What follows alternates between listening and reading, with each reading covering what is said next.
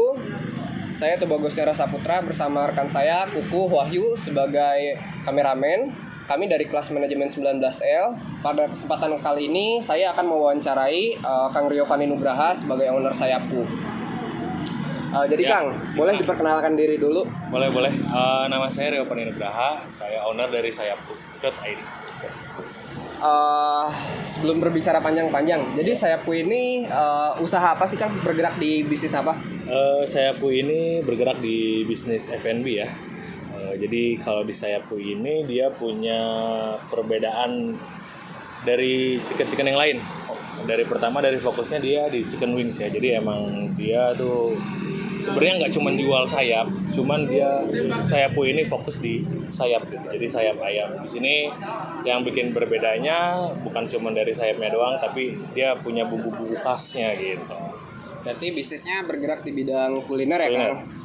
Kalau boleh tahu, ini awal dimulainya tuh pada tahun berapa dan gimana sih Kang ceritanya bisa jadi ada Sayapku ini? Oh iya, jadi awalnya itu di 2017 ya. 2017 tuh saya 17 Agustus mungkin ya, saya udah mulai riset karena dulunya saya ngeliat di Bandung tuh ada yang sama juga usaha kayak gini yang tentang sayap-sayap juga, namanya Wings Owing. Saya terinspirasi dari situ, terus saya mikir kayaknya kalau buat di Karawang nih bagus gitu kan. Jadi ya udah saya coba pelajari gitu, walaupun rasanya nggak bisa sama kayak yang di sono kan, cuman ya udah saya riset kira-kira apa nih. Kebenaran waktu itu lagi naik-naiknya tuh 2017 tuh sate taichan kan, sambal cabenya itu yang pedas gitu. Jadi kayaknya kalau dipadu-padankan kayaknya mantep nih gitu kan. Dari situlah udah riset dari Agustus dan alhamdulillah itu opening tuh tanggal 8 Desember 2017. 8 Desember berarti iya, sekarang hampir udah jalan 4 tahun. Desember ini bentar lagi bulan depan tuh udah 4 tahun gitu. Alhamdulillah. Untuk awalnya sendiri rencana itu waktu itu sempat mau buka di mana Kang? Iya, jadi dari dulu kan karena emang ada ruko juga di Niaga gitu. Jadi kan daripada nyewa lagi di yang lain gitu kan, ya udah kita hemat budget aja, ruko yang di Niaga aja kita pakai gitu kan. Jadi nggak usah ngeluarin pas lebih lagi gitu. Berarti pertama buka di Niaga ya. Kalau untuk sekarang udah ada berapa cabang Kang? Sekarang kita udah punya 2 cabang, kita jalan ke 3 cabang di Cikampek. Alhamdulillah, mantep guys. Oke, lanjut ke pertanyaan selanjutnya. Ya. Selain dari sayap, ada produk apa aja Kang yang dijual Sayap? Sebenarnya kan fokusnya di sayap ya, cuman kita ada tambahan kayak misalkan chicken monster itu ada di dada ayam, fillet, terus juga ada pop chicken dia di sama sih dada dan paha filletnya gitu. Jadi mungkin kedepannya kita bakal nge-reset lagi untuk si fried chickennya kayak misalkan dadanya, pahanya yang utuh kayak yang dijual di mana-mana gitu kan. Cuman tetap perbedaan kita karena kita punya rasa yang berbeda itu gitu. Selanjutnya kalau untuk range harganya sendiri oleh produk yang dijual oleh Sayapku ini dari berapa sampai berapa, dan sebetulnya target pasarnya menyasar kemana Kang? Jadi untuk harganya sendiri Sayapku ini di sekitaran di 15.000 ya, 15.000 sampai 99.000. Jadi biasanya kalau pasar kita sih sebenarnya lebih ke anak muda ya, karena mungkin anak muda yang lebih suka pedas gitu kan. Gitu. Tapi ternyata nggak dipungkiri orang tua pun pada suka gitu, karena dengan basic ayamnya itu kan, karena ayam kan semua orang pasti makan ayam gitu. Jadi waktu pas kita bikin tuh kita target kita ya anak muda aja, karena kita juga kan aktif di media sosial gitu. Jadi kita emang nyasarnya ke anak-anak muda gitu. Kalau untuk penentuan harganya nih di awal, gimana sih cara Kang Rio ini sebagai owner Sayapku menetapkan harga jual daripada produk-produknya Sayapku? Iya, jadi kalau misalkan saya nyari HPP ya, sebenarnya banyak sih caranya gitu kan. Kalau saya sih misalkan kita ngambil bahan baku kita pretelin satu-satu. Misalkan ayamnya nih satu potong berapa, terus nasinya nih berapa liter nih untuk satu porsi, terus packagingnya berapa gitu. Udah kita pretelin, ketemu hasil harga dasarnya lah gitu ya. Dan kita milih mau profitnya mau berapa nih? Apa kita mau 30%, apa kita mau 50%, biar safety gitu. Misalkan kalau kita promo apa-apa jadi nggak terlalu kejebolan gitu Iya, kan. iya. Kayak gitu paling gitu sih, jadi dipretelin harganya gitu. Dari kita misalkan sekilo saya beli berapa sih, 35.000, wah sekilo dapat berapa, dapat 10 potong itu kan sayapnya kita potong 2 jadi dapat 20. Nah dari 35.000 dibagi 20 tuh dapat berapa satu piecesnya gitu kan. Nah, terus udah diituin baru kita bikin di grup-grupin gitu, misalkan dipaketin. Oh combo 1 nih, combo 1 3 potong sama nasi. Nah di situ kan packagingnya banyak. Pertama bukan variabel ya, jenisnya banyak. Pertama ada dari ayamnya sendiri 3 potong, terus ada di situ ada biaya seperti minyak, gas, segala macam gitu kan. Dan juga ada packagingnya. Nah nasi pun kan ada kertas nasinya. Yeah. Nah itu kan juga harus dihitung tuh, jangan sampai kelupaan gitu kan. Karena 150 perak, mau 50 perak, kalau kuantitinya besar kan tuh ngaruh gitu kan. Lumayan Kan jangan juga ya. sampai kelupaan, jangan sampai kelewat. Terus packagingnya sendiri, terus si plastiknya juga gitu kan. Nah itu dihitung lah. Jadi kalian ngejual satu ini tuh modalnya berapa sih ketahuan gitu. Nah tinggal kalian sendiri mau nge-up berapa nih, mau dapat margin berapa gitu. Wah ini kayaknya kalau jual margin di 50% misalkan masih ngejual nih, kalau kalian yakin sama pasar kalian ya go ahead gitu, ya udah lakuin aja gitu. Kalau emang misalkan pasar kalian kayaknya kalau 20.000 kemahalan deh gitu kan, ya udah nih kita jual 15.000 aja, berarti kita marginnya 20% atau 30% gitu. Jadi balik lagi ke si brandnya sendiri sih, mau apakah emang mau cari untung di awal gitu kan dengan margin yang besar atau enggak, atau misalkan dengan strategi ya udah yang penting kita pasar kita kan menengah ke bawah, ya udah kita nyasar di bawah dan ngejar quantity paling gitu. Berarti menyesuaikan juga ya dengan target market yang udah ditetapkan di awal. Ya, kita tentuin dulu HPP-nya ada berapa, kemudian target marketnya siapa, harga yang kita ketentukan masuk nggak nih ke market Ya, itu. betul. Gitu ya Kang? Ya. Oke, selanjutnya kalau dari segi marketing pemasaran, gimana sih cara Kang Rio ini manage pemasaran ini? Gimana cara Kang Rio manage sebuah marketing yang ada di Sayapku? Ya, dari awal tuh saya kan karena emang concern banget ya sama si digital marketing ini, karena dari awal tuh 2017 itu saya udah fokus di Instagram gitu. Dulu saya nggak punya admin, nggak punya tim kreatif, jadi saya ngejalanin sendiri gitu. Jadi dari dulu kayaknya operasional saya hajar sendiri, HRD saya hajar sendiri, sampai yang di media pun gitu ya, tim kreatif saya hajar sendiri gitu. Jadi dulu sih, kalau dulu ya konsisten.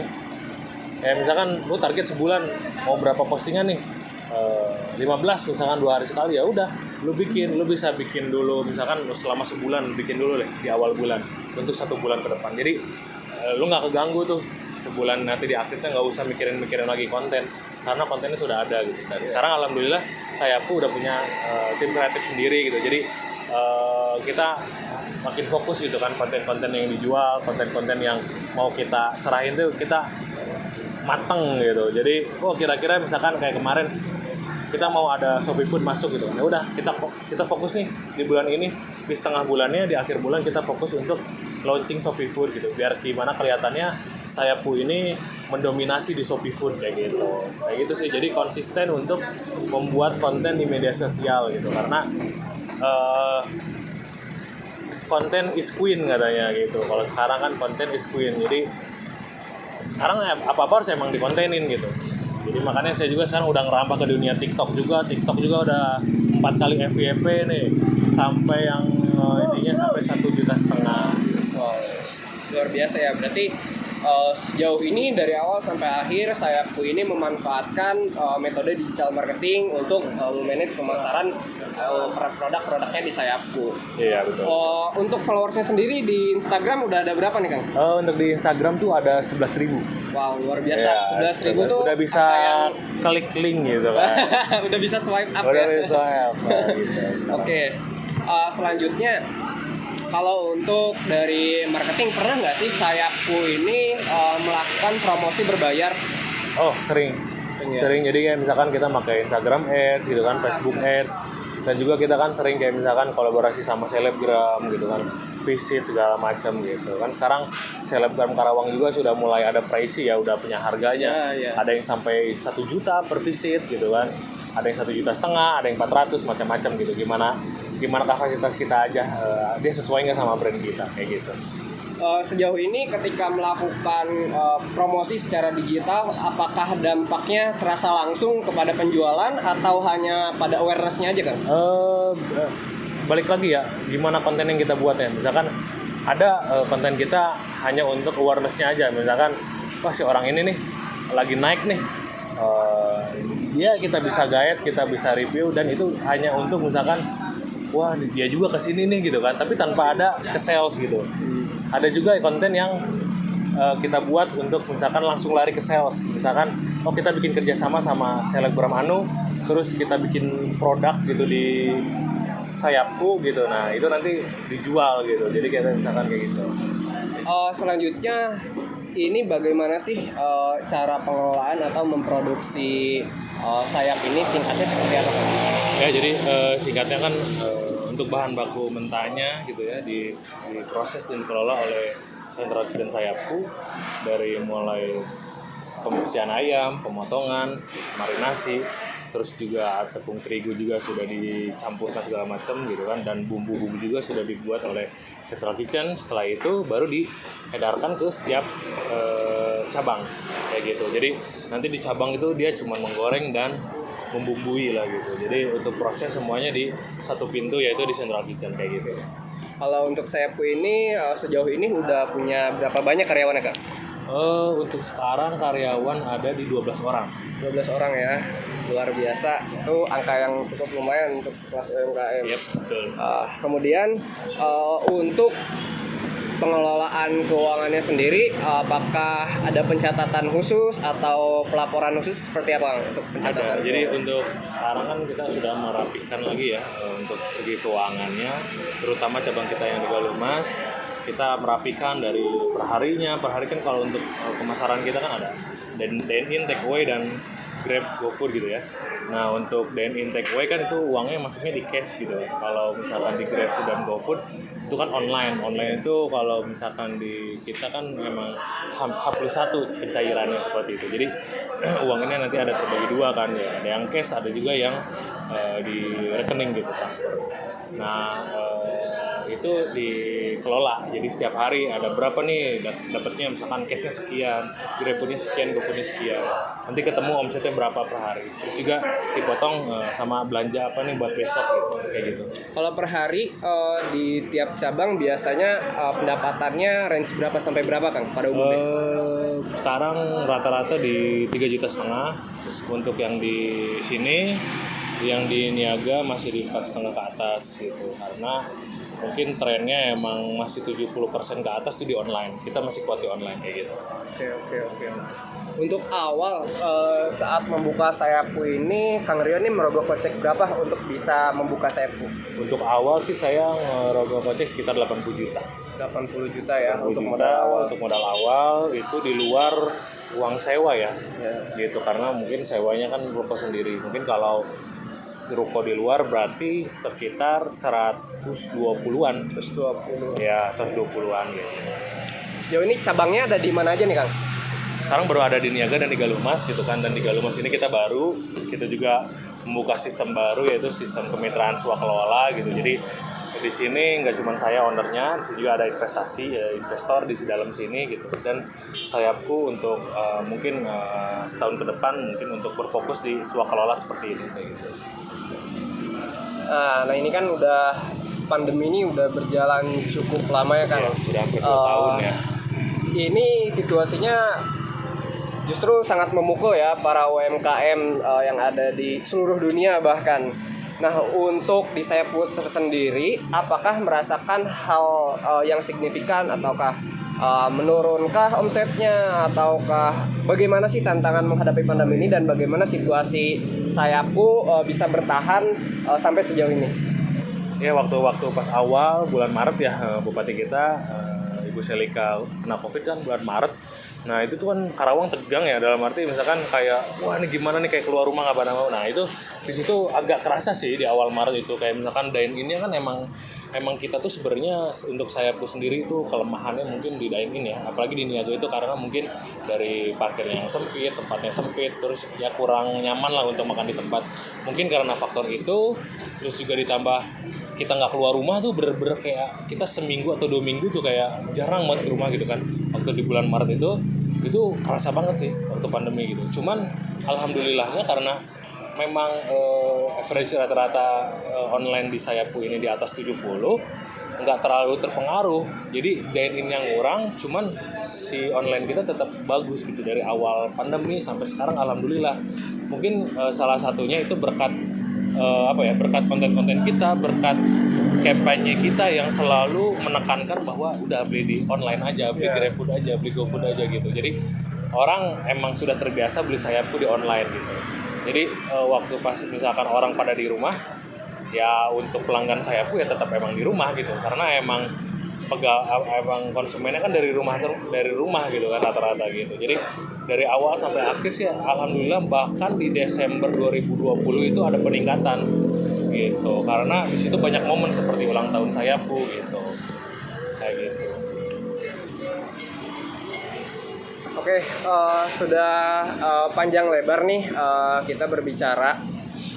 Gini Kang, jadi ada pesan nggak untuk mahasiswa-mahasiswa atau pemuda-pemuda yang ingin memulai bisnis di masa pandemi ini? Ya, kalau saya sih pesannya sebelum kalian beraksi gitu ya, maksudnya sebelum kalian mau menjual produk sesuatu, kayak harus benar-benar di riset dulu nih produknya nih. Sebelum ke produknya kayak pasarnya siapa dulu nih misalkan, udah gitu si produknya, terus produknya relevan gak sama si pasar kalian gitu. Jawaban bukan dari konsumen, misalkan yang konsumen kalian cari itu produk kalian tuh jawabannya bukan itu. Kalau emang udah ketemu ya udah jalanin aja gitu. Maksudnya untuk sistem awal tuh pasti nggak ada yang sempurna ya misalkan pasti aja ada human error segala macam. Cuman ya kita jangan terlalu kosong banget gitu, jangan tanpa ilmu banget lah. Minimal lo harus tahu lah kayak misalkan gimana nyari HPP gitu kan, terus juga gimana cara pemasaran segala macam. Ya itu mungkin untuk di awal itu tantangan, apalagi sekarang kan mungkin ya masih pandemi, cuman mungkin kan sekarang udah mulai berangsur normal lah ya. Jadi untuk sekarang sih kayaknya untuk membuka lagi produk baru sih saat tepat banget gitu, karena memang udah berangsur membaik, ekonomi juga membaik, terus di tol juga udah rame, di Karawang kita udah macet di mana-mana. Ya mungkin sekarang langkah awal lagi sih kayak buat menggairahkan UMKM Karawang nih biar sama-sama saling support kayak gitu.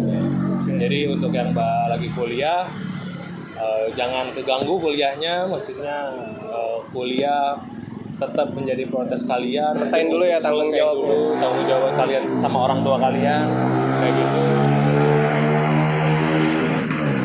Setelah dari itu lakuin lah yang kamu mau gitu. Misalkan masih umur 20-an, ya cobalah berbagai cara gitu. Soalnya kan jatah rugi gitu, mungkin nggak cuma sekali gitu kan, terus aja cobain aja sampai kalian nemu tuh, oh di sinilah titik saya gitu. Oke, terima kasih Kang pesannya juga sangat bermanfaat bagi kita. Semoga kita bisa termotivasi akan pesan yang udah disampaikan oleh Kang Rio ini. Terima kasih Kang atas waktunya. Semoga lancar terus usahanya, jaya terus nih Sayapku. Terima kasih. Wassalamualaikum warahmatullahi wabarakatuh.